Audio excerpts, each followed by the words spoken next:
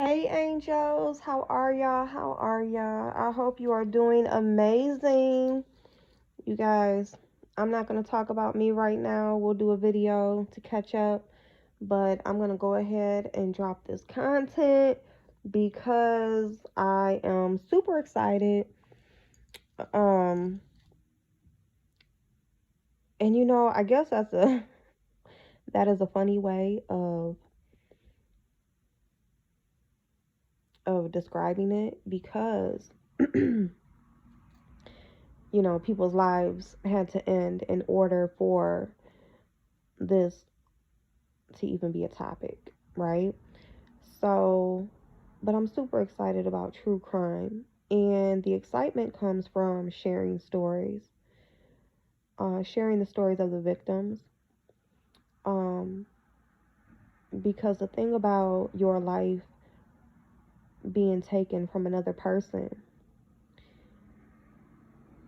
is that you never got to see where you could have went on your own. You know, that person, their family, their friends, the people who knew them, are unable to at that point see what they could have made of themselves, see what their life would have turned out to be like as a whole. And so this can be no matter where you are in your life and it is ended by another person. It could be in young age, old age, different stages of career and education. No matter where you are and what stage of your life you're in, you still had life to live at the point that that person decided to take yours. And I feel like that is the most important part of sharing true crime stories is to just remind people, get to know the people who were taken, get to know the people who were murdered, and just to spread their personality around, spread their likeness around, let people know who they were, how they loved, you know, um, because they're not here to do that on their own. So, with that being said, when it comes to true crime, serial killers is like the number one searched type of murder, um, or type of crime. Serial killers fascinate a large majority of people who are interested in true crime. I think it's more so the fact that you have one person that was just able to take so many lives before being caught, before being brought to justice, so to say, if they were able to be brought to justice. And so it's you want to know the person behind those actions. You want to know the reason why. You want to know their mind state. You want to know their upbringing. You want to know what were they doing on their day-to-day lives as they were, committing these crimes. And sometimes it takes away from the victim, the person who should really matter. Because yes, this one person was able to murder multiple people before being caught and being imprisoned, but it takes away from getting to know the people that were were the victims at the hand of that serial killer. So here we have on Netflix. Now y'all know that I'm not a TV watcher. I'm not a movie enthusiast. I'm not, when it comes to artists and actors, actresses. I'm into music a lot more when it comes to knowing artists, but like movies, TV, I'm just not that into it. There's just certain things that catch my attention and you know, here and there, but for the most part, like you can't. I would be the wrong person to have on a movie or trivia or anything like that. because I'm just not, I've just always been about kids and work and all that good stuff. And so there's very little time to sit and binge watch or get into a show regularly, right? But here we have a series on Netflix called Dahmer. And so this series is talking about and telling the story of Mr. Jeffrey Dahmer. Um, he is one of the most known serial killers here in the United States, known for the many, many, many of lives that he took, um, specifically black gay men. Um, and so we have this story being told on Netflix. Um, and yeah, so I'm interested. So I actually signed up with Netflix all for this series, okay? So that I can, give my feedback and watch it and see what's going on, see if there's something that I didn't know before. Um so this is what we are going to talk about here today. So I'm just going to go over episode 1 with you. Okay? So I think there are 10 episodes in this series, and it starts off with uh Dahmer.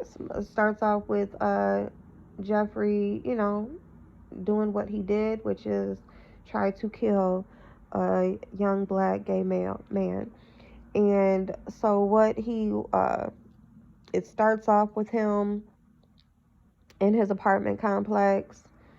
He's in his apartment complex, and the thing about this, I'm gonna just say right off the bat that I really enjoy.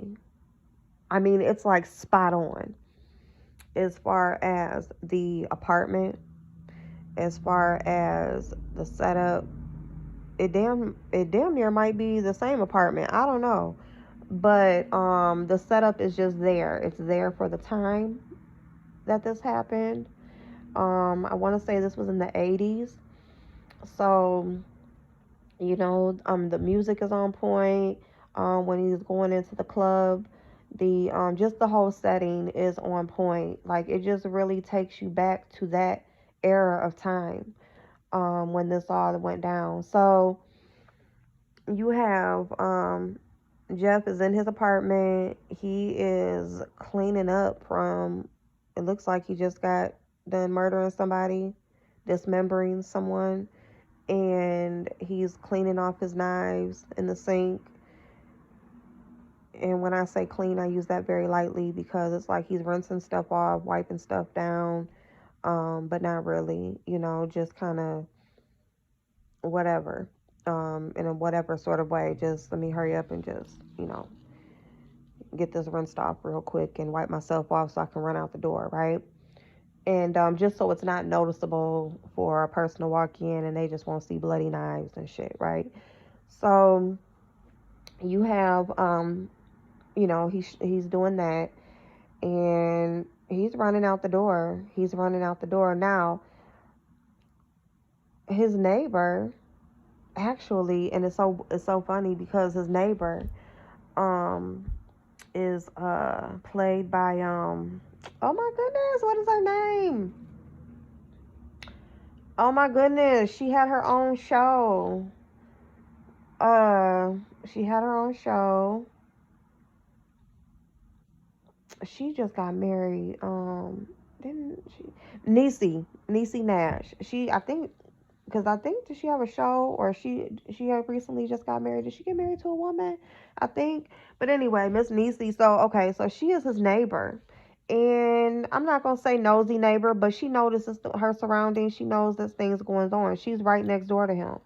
And so, like I said, this is an older apartment building. So, they have the old school vents in the walls. And and uh and I'm sorry, y'all, my mouth is so swollen. Okay, my mouth is swollen. I'm having dental work and stuff done, so I'm just like gauze and everything in my mouth, and I'm trying to talk, so excuse me. But so anyway, so uh I'm not gonna say she's a nosy neighbor, but she notices her surroundings, she knows what's going on. and she's been hearing things. She's hearing and she's smelling things.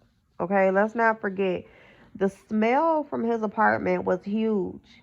This was huge in real life. Now this is real now, and that's what I mean by this being spot on, because this was a real life issue with his neighbors in the apartment building, of the smell. And he did, he tried to say, rotten meat, some meat went bad, and um, whatever, some meat went bad, and now he got some dead fish that caught a disease and whatever. So he's just trying to use all these excuses as to why his apartment stinks, all the while, he's doing what he's doing in this apartment.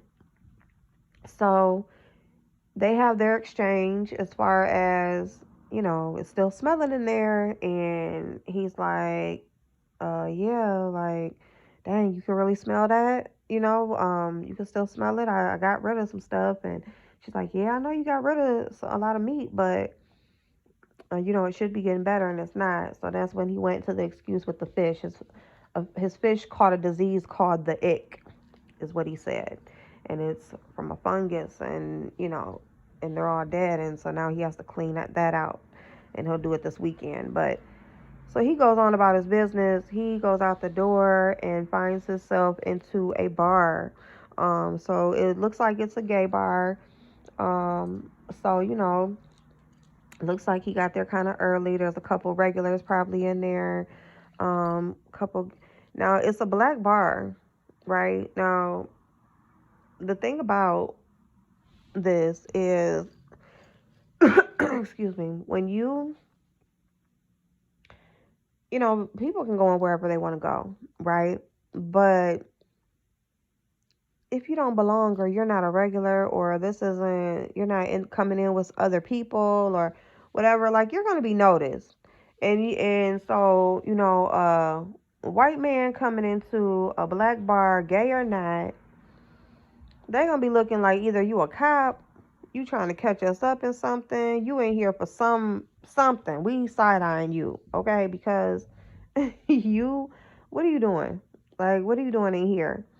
And again, not to say that you can't go where you want to go, but I'm just telling you how people look at it. And it doesn't necessarily have to be a gay bar or, in the gay community. It's everywhere. If you are, in a neighborhood that you don't belong in, same thing how, we get it all the time, right? If you're in a nicer neighborhood, if it's like more of a predominantly white neighborhood, and you're a black person and you're in the neighborhood, they're automatically thinking it's some bullshit. Something's going on. What are you doing here? Same thing, you walking your white ass up in an all black club, and they like, what the hell? But you have some people, they like a challenge, or they want to see if they can get somebody that maybe another person couldn't get, or get to a place with a person that another person couldn't get. And I'm saying that because so Jeff is in the bar. He walks in, the two dudes are sitting there, they mind their business, they got their drinks and they talking. And he walks up, and so they're looking at him or whatever, and he's like, can I buy you a drink? And, they like, one of us or both of us. Like, that's, how you gonna offer one person and not offer both of us, whatever. So he gets them a drink. So it's just a beer. So they're like, ooh, big dollar daddy, But, so he buys them a drink. And then the dude is like, you bought me a drink. You just bought me a drink, right? And he's like, did I? And dude was like, well, yeah.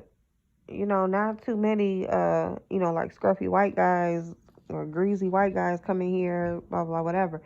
So he's letting them know, like, look, you stand out, dude. So it ain't like I'm not gonna, recognize you when you come in again. So he buys them a drink. They standing there talking. guy that was in the bathroom. There was a guy. There was like a bathroom scene. He was in the restroom. He was washing his hands. Getting himself cleaned up. And so he's walking out when they're having this conversation, and he's like, "Yeah, he bought me a drink last week too. Didn't make a move." So they just like, "What you doing here? Like you coming in here, you offering to buy drinks, you ain't trying to hit on nobody or really get nothing popping." So so he buys the other guy a drink too. So they standing there, they talking, they dancing, they kicking it. So they going through the night. He done. I don't even know how. Like now, I've seen where other murderers, like, yes, they're gonna try to drug their victims and stuff and make sure that they're incompetent or can't hold their own. But for him, he was really drunk his damn self. He was really like high and drunk his damn self. So it's like, how are you setting out to murder people when you're not even in your right state of mind? Like you can't even barely, hold your arms up. So anyway, I don't know. Maybe he knew his limit. I don't know, but he seemed like he was fucked up to me. So he's there. So they, the end of the night comes, and so they're like, "What you gonna do? You gonna shake or move, whatever." So he's offering to take photos, pay them $50, and this is what he does. He does photography and takes photos of people. And yeah, sometimes there's nudity, but no weird stuff, nothing weird. And I mean, how many times he said nothing weird is something weird, okay?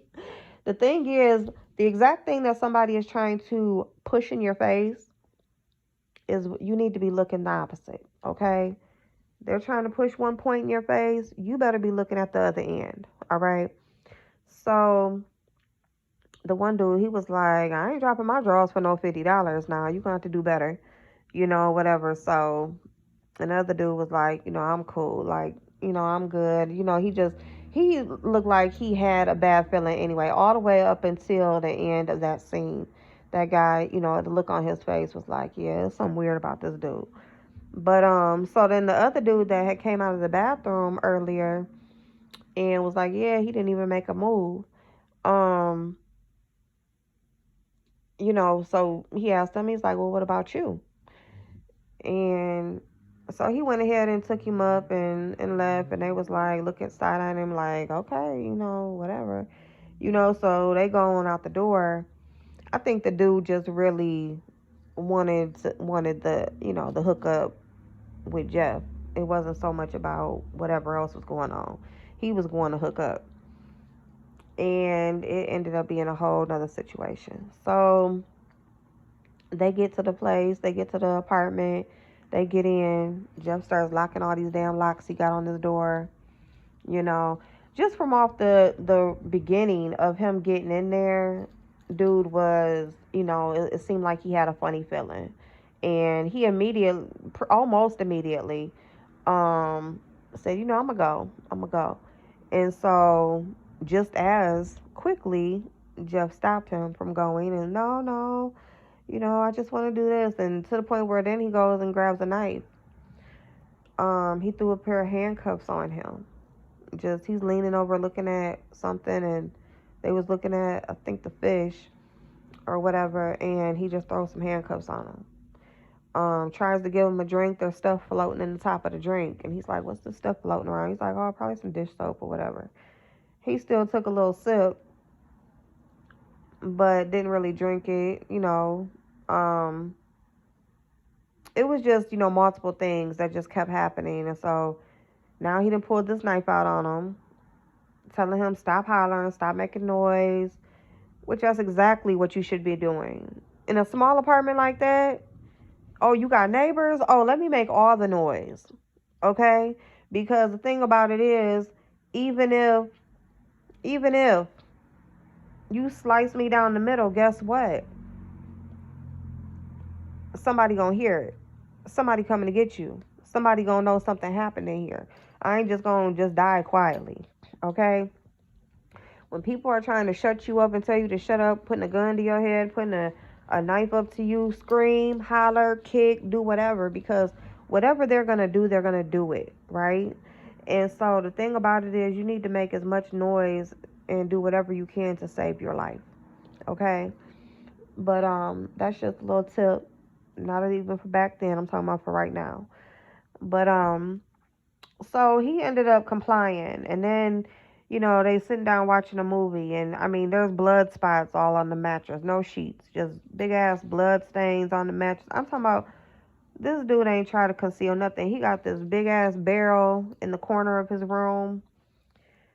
It stank. That was another thing. The dude was like, "What's the smell?" He gave this story about pork chops and they going bad and all of this stuff again. It's just always some bad meat. It's some bad meat, all right. Okay. So, anyway, the guy, he kept talking about turning on the air conditioner. They end up in the bedroom. He's turning on a movie. It's some exorcist movie. Of course, it's some bullshit, some scary shit. So, turning on the movie. He's sitting there with a knife. He keep threatening him with this knife.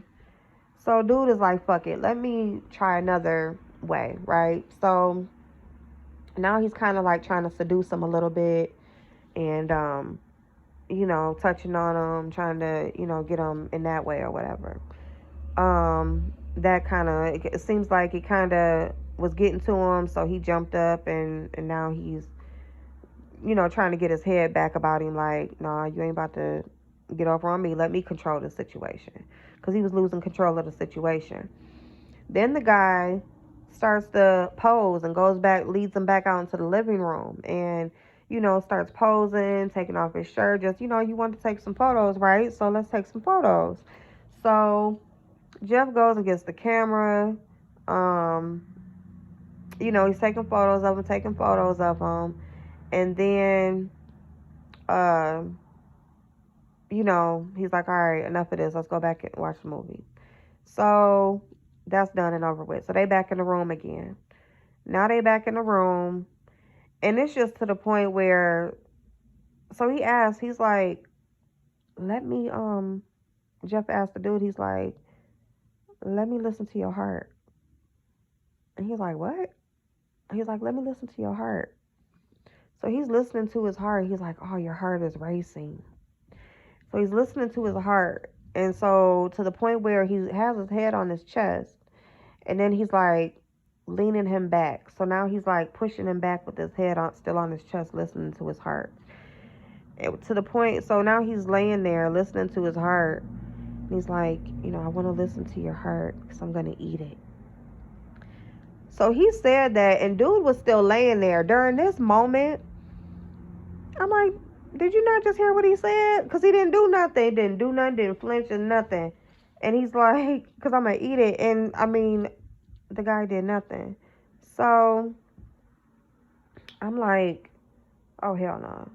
And then, yes, he did hear what he said, because next thing you know, he grabbed something that was over there, laying somewhere, and started knocking the shit out of him, crawling, fighting, running, getting to these locks. You got all these damn locks. The door is jammed, so of course he can't just run straight out the door. But here comes Jeff. He's trying to stop him, trying to fight him.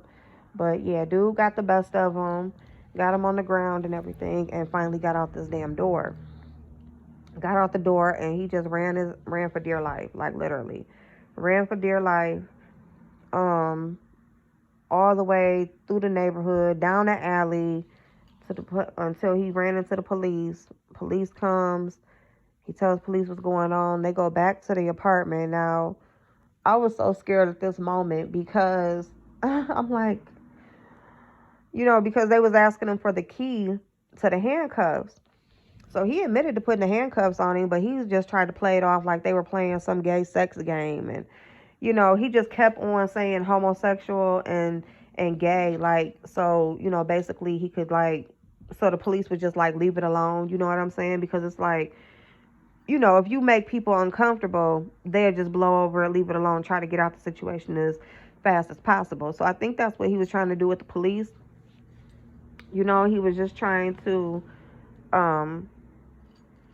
make them uncomfortable so they could just leave the situation. I'm thinking they was gonna make dude go in there to get the handcuffs put off, to put off, and they were just gonna walk off. That's what I thought was gonna happen, and I just thought it was just the end, right?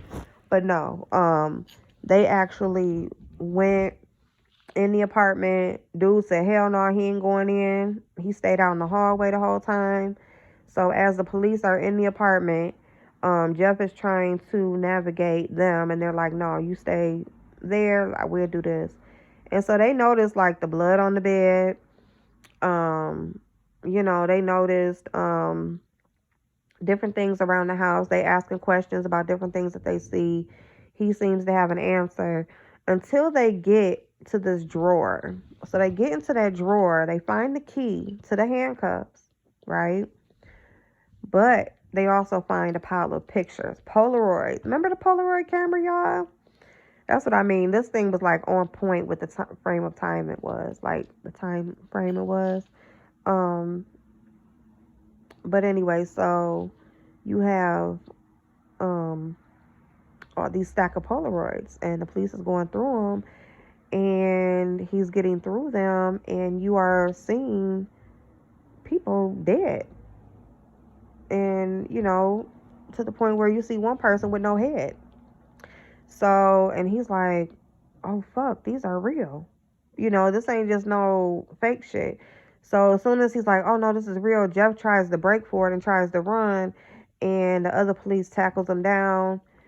They got him handcuffed, and they got him up out of there. The neighbor, Miss Niecy, she is, well, her name ain't in the movie is not, or the series is not Niecy, but this is her real name. The actress Niecy, she started hollering at them like, I've been calling and calling y'all. Y'all don't come and do nothing.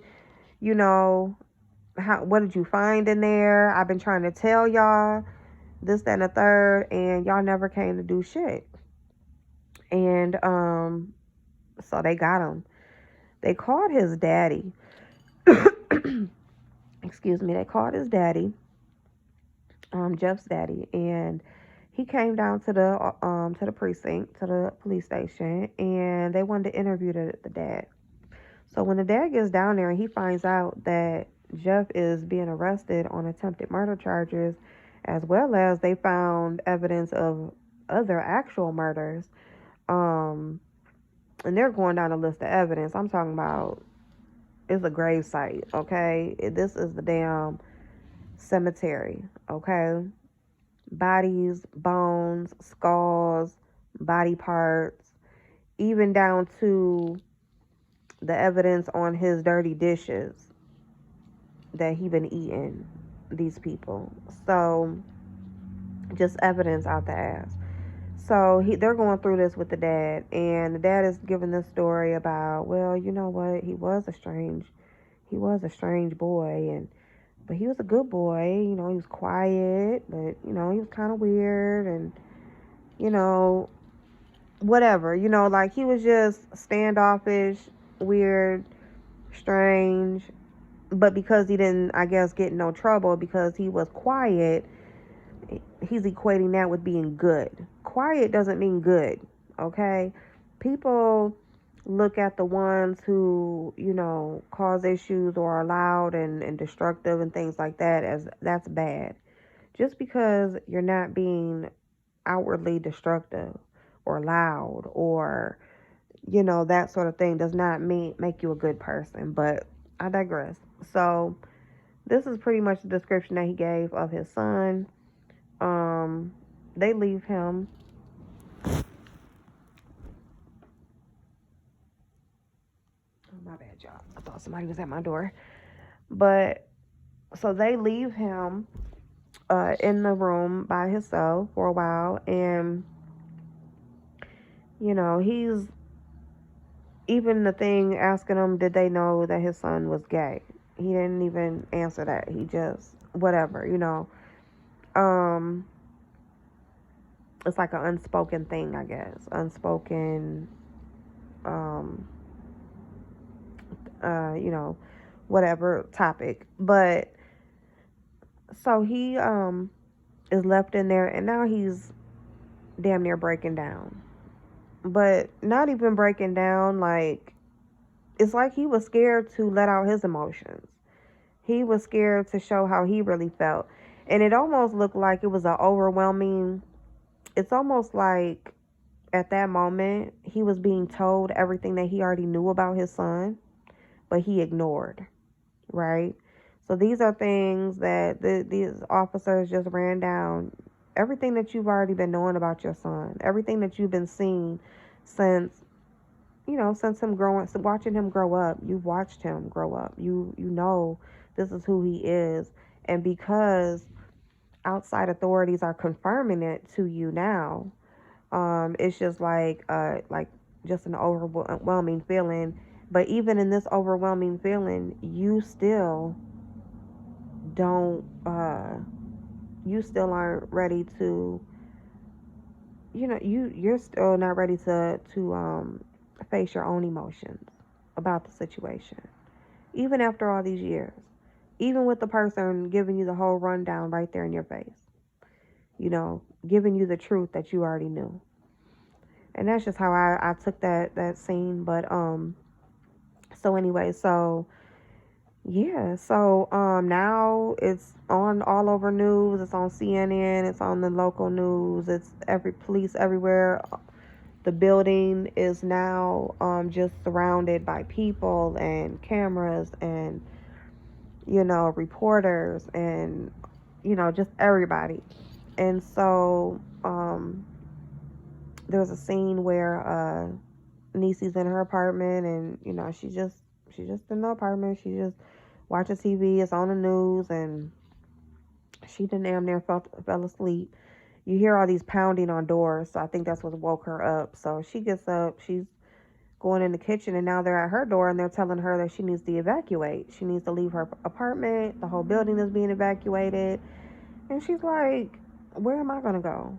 Like, basically y'all already got him, so why do we gotta leave? And so the officer says that the whole building is a crime scene, and there are toxic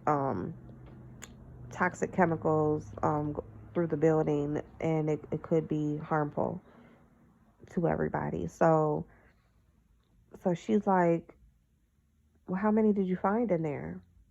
And that's where it cuts off, y'all. Of course that's where it cuts off.